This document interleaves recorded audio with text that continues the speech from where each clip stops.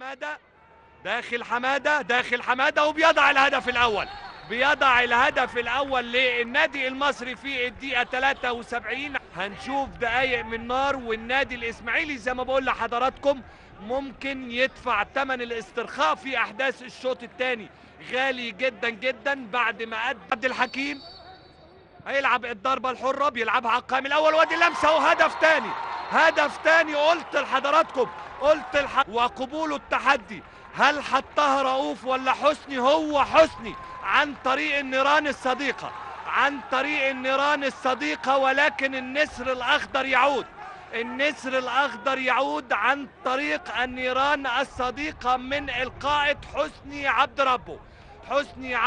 ثم وفي الدقيقة 19 هذا هو هدف أوكيري، الهدف الأول في الدقيقة 6 من زمن المباراة، عرضية متقنة، ارتقاء أكثر من رائع وفي الزاوية البعيدة.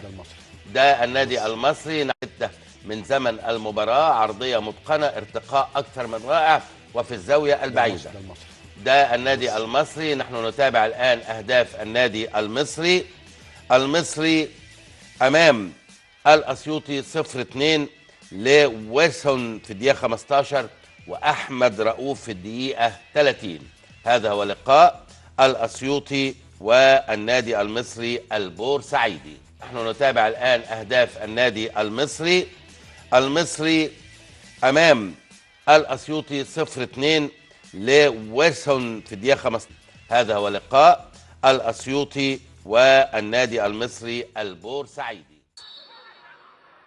شريف مدحت، محمود شاكر يلعب الكرة العالية، جول ثالث بطريقة ممتازة يفعلها مرة ثانية أحمد رؤوف. أكشن ثاني مرة في المرمى، وفي كل مرة يتألق ويعيد الإبداع مرة ثانية من جديد.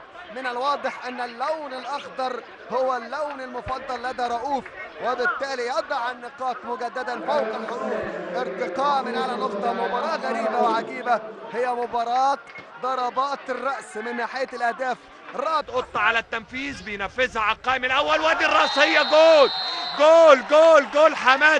حمادة يحيى بيفتتح التسجيل في الدقيقة. سعيد قطة على التنفيذ، بينفذها على القائم الأول، وادي الرأسية، جول. مرة تانية محمود شاكر، الكرة المتسقطة على القائم الثاني، كرة خطيرة، يا سلام جول مقوسة. وبص شوف رؤوف، يا ولد، يا سلام. كرة مقوسة وراسية في عند أسامة، اللاعب النشيط، اللاعب اللي بيعتمد عليه فريق النادي المصري. وادي العرضية وبترتد مرة تانية ومحاولة للتسجيل، وادي كرة وادي اللمسة، جول.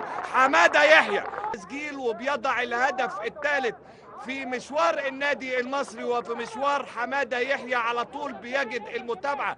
ادي التسديدة من محمد خليفة اللي بيشارك لأول مرة، بترتد من العارضة علشان تجد الفولو والمتابعة في كارت. وادي محمود شاكر بيسدد، والهدف الثاني بالفعل. أنا بقول لحضراتكم كورة عايزة قدم يسرى، وادي التسديدة تغالط عصام ثروت وتهتز الشباك. من جديد عن هدف التقدم. ادي عبد الحكيم، وادي التسديدة، وادي المتابعة، جول. سيناريو غريب. بص شوف التسديدة وكواليتي التسديدة من محمود عبد الحكيم. وادي احمد رؤوف بيصعد على سلم الهدافين وبيضع هدف ب3 نقاط. الياسو حوار على بعد 11 متر، وادي الياسو والهدف الاول. هدف اول للنادي المصري. طلائع الجيش 1، النادي المصري حطها بثقة كبيرة جدا جدا. الياسو انتظر تحرك محمد بسام اللي راح في محمود عبد الحكيم، كرة متسقطة في القلب، وادي اللمسة، جول. احمد رؤوف اغمز غمزة، هي الغمزة. بص شوف رؤوف بيعمل ايه، يا دوب لمسة اغمز غمزة، هي الغمزة. بص شوف رؤوف بيعمل ايه، يا دوب لمسة يتقدم، ورؤوف يضع المصري على المقدمة. حط صبحي في زاوية وحط الكرة في أقصى الزاوية، حلوة قوي. رؤوف هدفه السادس، يعلن عن ذاته في الدوري الممتاز السنة دي بعد ما يعني خط. مرة تانية كترة تغلب المهارة يا أحمد. أدي الكرة العرضية مرة تانية منتهى الخطورة، حلوة حلوة حلوة جوه جول، حلوة حلوة حلوة. هدف أول حمادة كان جايب قبل كده 3 أهداف، يوصل للهدف رقم 4. أدي الكرة وادي الرأسية ويطلع كده من مرماه أحمد سعد. ما كانش طبعا عنده رد الفعل في الكرة اللي فاتت. أدي العرضية وادي على طول الرأسية، على طول تدخل شباك. محمد عادل ضابط ايقاع وسط الملعب للمصري، وحلوه وخطيره خطيره خطيره خطيره. جول جول جول جول رؤوف في وقت مبكر في الدقيقه الرابعه من الشوط الثاني. هدف لاحمد رؤوف يقلص الفارق. طلع مع مصطفى كمال، انما الراجل خاطفها من قدام مصطفى ومن قبل ما يلحق بيها باسم عبد العزيز. نموذج للهجمه المرتده، نموذج للسرعه واليقظه. لمست ايد مصطفى انما سكنت الشباك. حماده يحيى هو اللي مررها له، وسع لنفسه، لعبها على طول. لحظه خروج مصطفى نموذجيه تلتطم كده وتلتصق بالقائم وتبعد الكره الى ركنيه ثانيه وخطيره ولسه وممكن جول، ممكن جول جول جول جول. يا ولد يا حماده يحيى، يا ولد يا حماده يحيى. هذه مره ثانيه. شوف حضراتكم هنا يعني غفله من الدفاع والراجل على طول استثمارها. جميل جميل جميل يا حماده يحيى بالقدم اليسرى كده، فتح برجله وسجل الكرة هناك. لكن شوفوا على طول ويلسون اكاكبو رايح فين، وحماده يحيى يحرز الهدف الثاني للنادي. فيها مجموعه اللاعبين مقصره مع انه لاعب صغير السن. البينيه الذكيه تعمل انفراد وممكن هنا جول، ممكن جول وجول، ممكن جول وجول. وجود الزماني والمكاني احمد سمير وتشيب باص حاططها. الله الله الله الله على الهدف، الله على الهدفين. هدف جميل لبوتروجيت وهدف اجمل للنادي المصري. ايه البينيه يا ولد. تاني عبد الحكيم عبا جوه جول محمود عبد الحكيم. لو هنشوفها تاني، شوفها تاني. وقع سعد سمير، تردت لعبد الحكيم، شاطها على طول في المرمى. كان متقدم واخد مسعد عوض. نشوفها تاني من هنا. سعد جاي بيحاول طبعا يغطي، وقع سعد سمير وتردت لعبد الحكيم اللي شاطها مباشرة في المرمى. الهدف اللي هيجي دلوقتي يبقى هدف بالضربة القاضية. محمد عادل جمعة يلف واحدة داخل 18 وخطيرة، والهدف وادي اللعبة وادي الجملة من ناحية الشمال. محمد عادل بيقابلها على طول أسامة العزب الغير مراقب. محمود عبد الحكيم لمحمد عادل، بيمر ويعمل عرضية. محمد عادل بتعدي للقادم من الخلف. أسامة العزب بيلمسها على طول بسن الجزمة كده على شمال محمد عبد المنصف. بهدف للا شيء عشان يتقدم النادي المصري. لا اما تقعد حاجات كده بقى اللي ما بقاش يعني المدرب يبقى ايه ادي هدف اهو، انما على طول هدف شكلها هدف اهو، هدف اهو ادي الكره اتلعبت على طول، وادي تصويبه حلوه، ادي تصويبه حلوه ومتابعه احلى وهدف يعني الشرف تقريبا. ادي على طول رؤوف عمل هدف انما كمل لم يحسن اتخاذ القرار. ادي عرضيه حلوه خطيره وادي التسديده جول حلوه جدا جدا من الظهير الايسر عمرو يحيى، وراسيه مش معديه، مش ممكن، من فوق ايد علي فرج هداف النادي المصري حماده يحيى علشان يتقدم للنادي المصري في الدقيقه 88.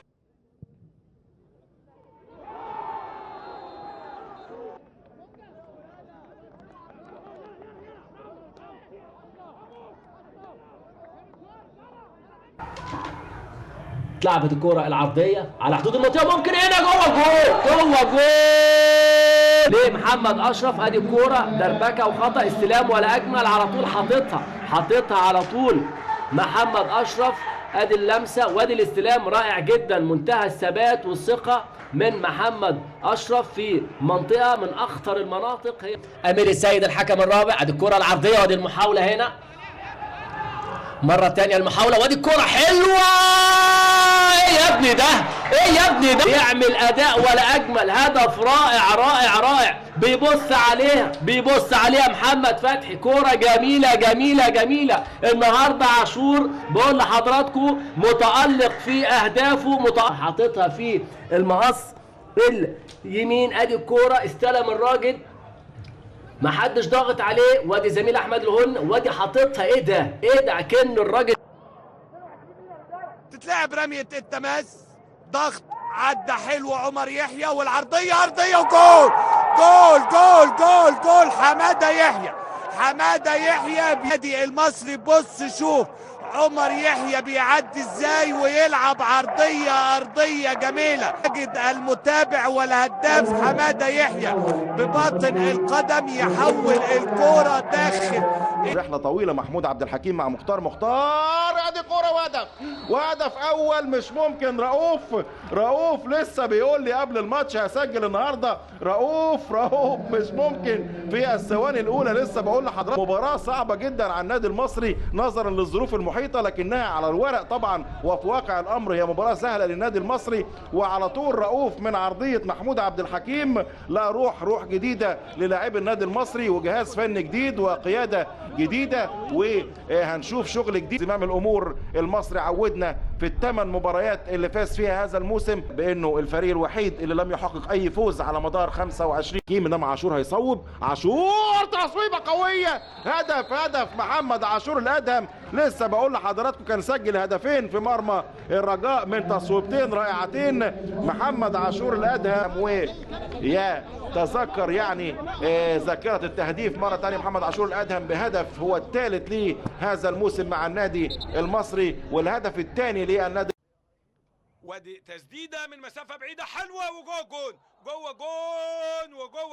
هو عاشور الادهم المدفعجي. شفت الكره من الشوط الاول، تسديده من مسافه بعيده، قلت لكم شفتها دخلت الشباك، بالفعل تخطت الشباك، وهدف ولا اروع لعاشور الادهم. عاشور يسجل الهدف الاول في مرمى دمنهور من قذيفه بعيدة المدى. يا سلام، ولا أروع ولا أحلى بالخبرات. أحمد سمير جوه الجون في الدقيقة كام؟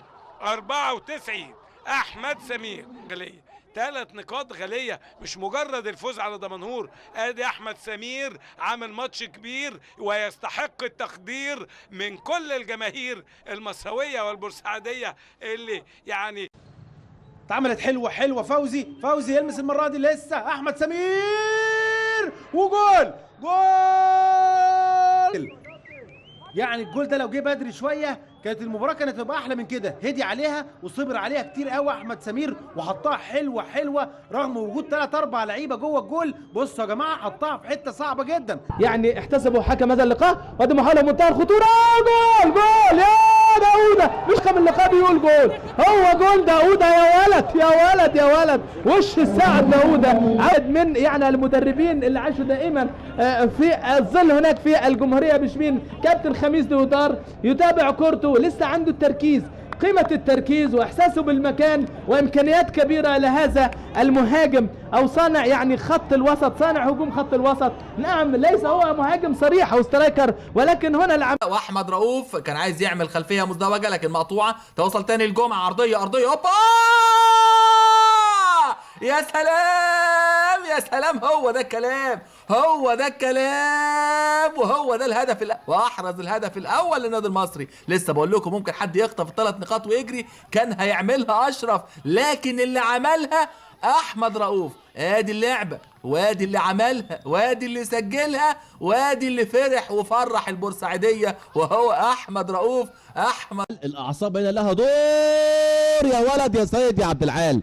هدف التعادل العادل للنادي المصري سيد عبد العال مع الديب الفانيلا اللي هو لابسها، والجماهير تملي بتحب قوي سيد عبد العال، وباعصاب هاديه يدخل ويحط هدف التعادل. المطبات الصعبه من اللحظات الاخيره لهذا الشوط الثاني، ملعوبه فريق المصري كما نتابع في لقطه العاده تعطينا الافاده وتؤكد الاجاده، وان حماده رؤوف بينما حماده هو من وضع النقاط فوق الحروف وتحول إلى قنبلة موقوتة قابلة للانفجار. كبيرة جدا. حسام حسن قدر ان هو خد من الجيم اللي هو عاوزه. تمشي الكرة خطيرة خطيرة وياسر في المرمى في المرمى في المرمى في المرمى وجول. جول للنادي المصري. المصري عمري. الله الله الله على الهفوة. بص شوف حمادة يحيى فين، ده طالع من تحت الارض. الراجل جاي وحاططها وراكبها وحاططها وراكبها ولامسها وبيقول احنا اهو والاداره الفنيه. مختار يكسب الجوله في اغلى 3 نقاط ويوصلوا للنقطه. يعني عايزين 3 بونت، وكان يمكن بيلعب بقوه هجوميه اكتر. وبعدين احنا الجون جه فينا برضك نفس السيناريو بتاع الجون جه فينا برضك نفس السيناريو بتاع الجون جه فينا برضك نفس السيناريو بتاع الدوري كله. مطروح البوابه الغربيه لجمهوريه مصر العربيه، فاحنا نتمنى يعني يبقى في مساندين لينا من الاعلام كده، لان فرقه الرجاء ديت لو قعدت هتقدم اداء كويس واحسن من كده ان شاء الله. كابتن عبد الموت جمهوريه مصر العربيه، فاحنا نتمنى يعني يبقى في جمهوريه مصر العربيه، فاحنا نتمنى يعني يبقى في